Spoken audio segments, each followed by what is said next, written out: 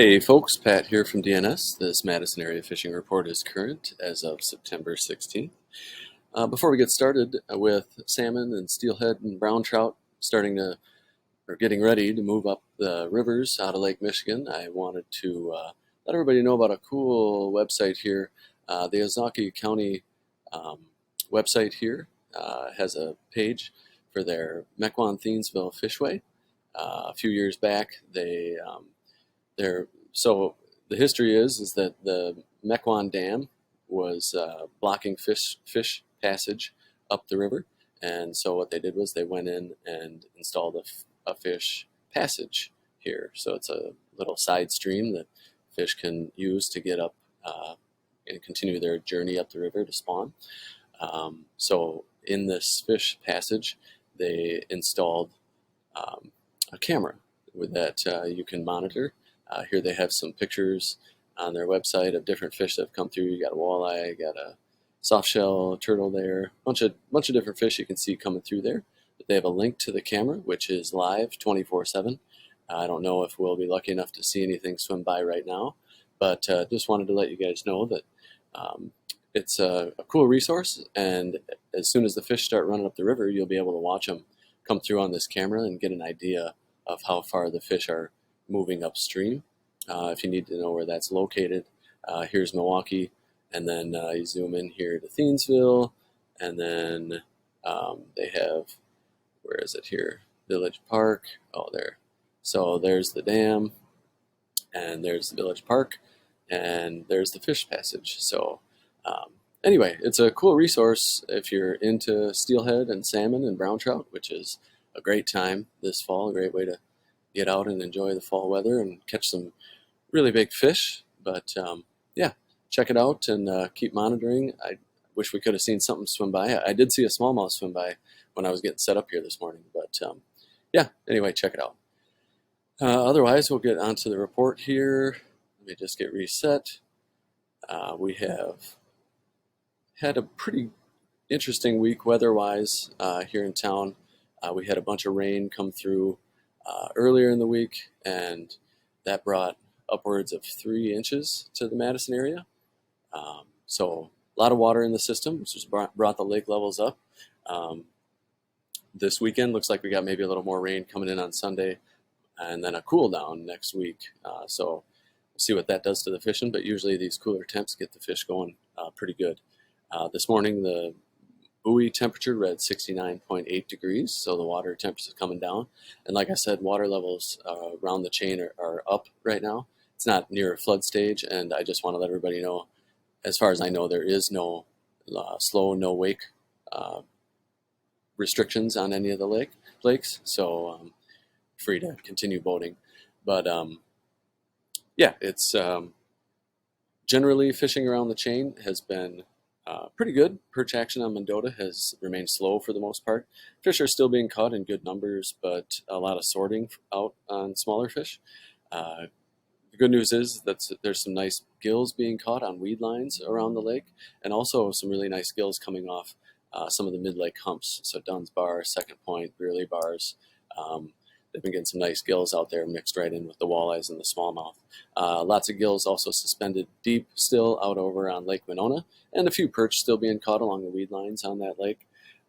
Musky bite has been good on Monona and Wabisa. I've heard about bass all around the chain starting to move up shallow. This influx of water that we've had seems to have pushed some of those fish up shallow, and they're being caught all around town. So that's kind of exciting.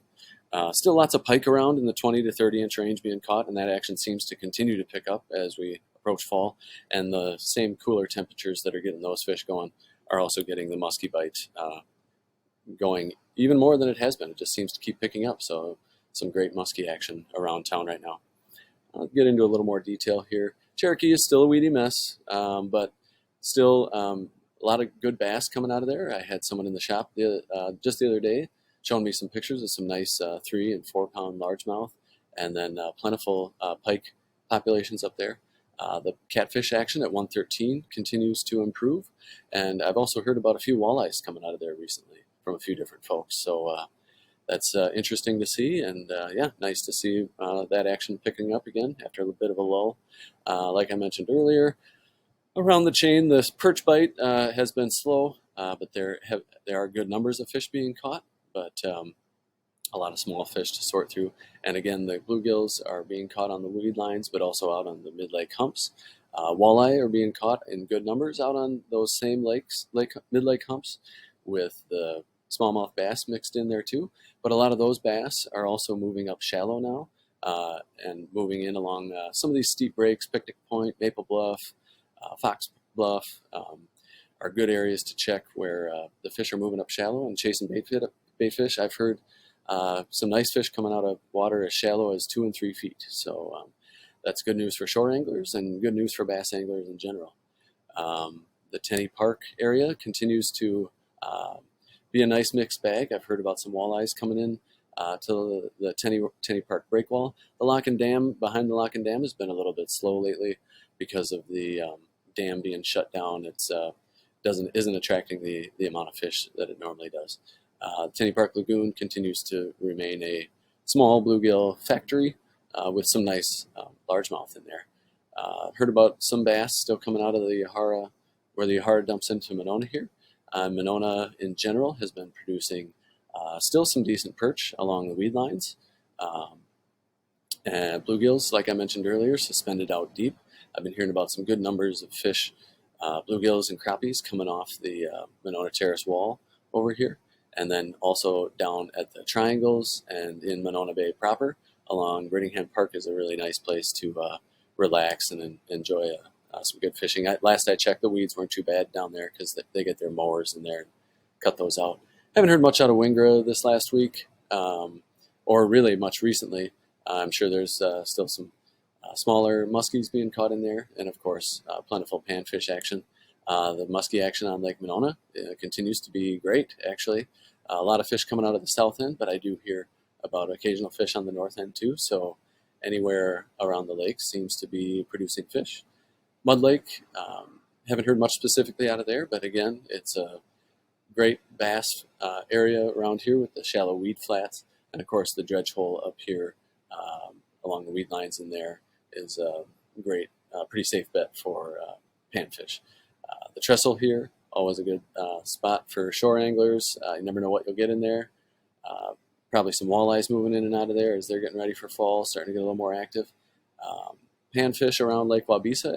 The action on Wabisa has been really good, actually. I've heard some nice fish coming out, not a lot of sorting for bluegills, and some nice perch, too.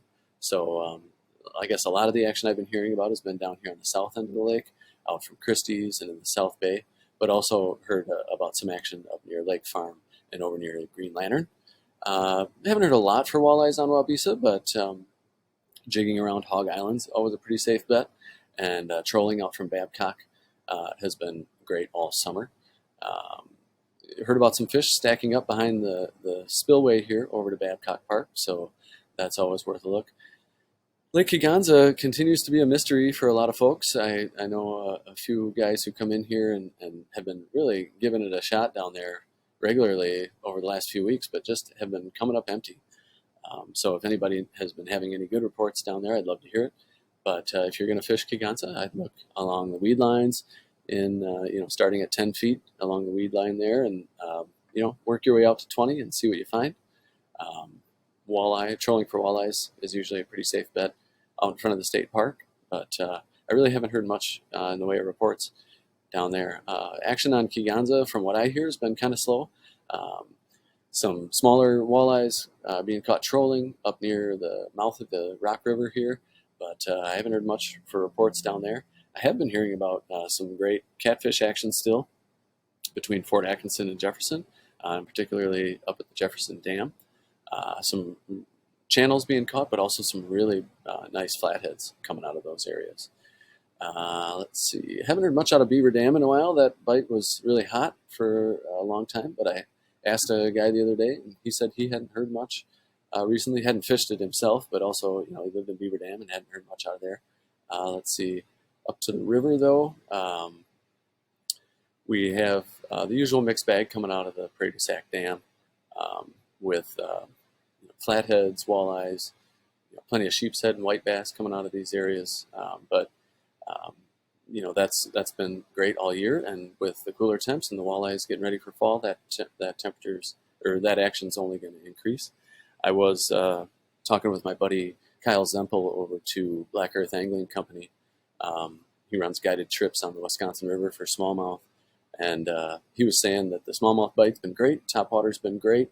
The fish are also feeding actively on minnows and shad imitations if you can find fish busting them. But also he's really excited about the pike bite and the toothy critter bite, as he calls it.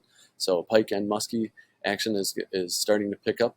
Same reasons they are on the lakes with fall on its way. Those fish got their feed bag on and they are looking for food. So he's excited that fall pike bite is starting to pick up out there. Haven't heard a ton out of Lake Wisconsin. Trolling continues to be a good option out there, and heard about a few panfish starting to move into the shallow bays as the water kind of cools down here. But I guess reports here at the shop have been kind of quiet.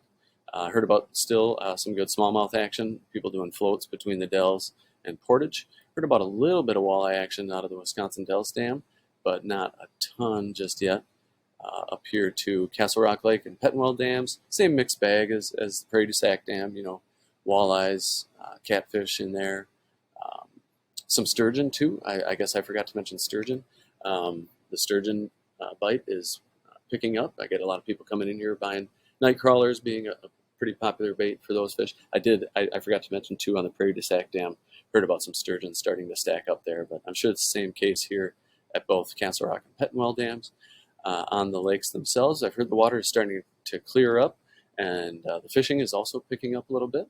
Walleyes still being caught on mid-lake humps and trolling. Mid-lake humps early morning and evening, and then trolling midday seems to be a good option. Also, panfish being caught close to cover.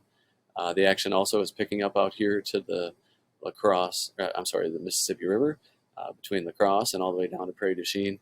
I talked to some guys in yesterday. They're up to the barge here at Clements and did pretty well. So that's good to hear. Bluegills, sturgeon, pike, walleyes, nice mixed bag coming out of the river as always.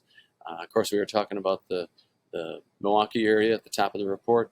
Haven't heard much action out of the harbors. It seems like the fish sort of moved in earlier and have sort of moved back out. It sounds like the charter guys are getting fish out a little bit deeper. Shore anglers are having a little bit of a tougher time right now, but those fish are going to start stacking up in the harbors all the way from Racine up through Milwaukee and all the way up the shore, and then they'll start moving up the river, which is always a great time chasing the big salmon that come in first, but then the steelhead and brown trout that come in behind them are also a lot of fun.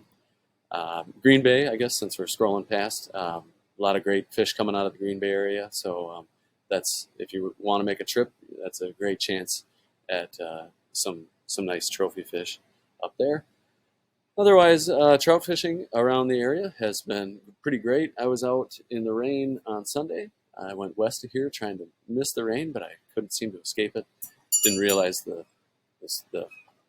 rain was moving west or east. But trout are continuing to be caught on hoppers, and that's probably your best option right now. But have some blue-winged olives and even some caddis ready in the event that you run into a hatch. As soon as the first hard frost hits, that hopper bite is going to turn off, and then we'll be back into blue-winged olives and caddis and the smaller insects that hatch the rest of the year. But I guess that's it for the report.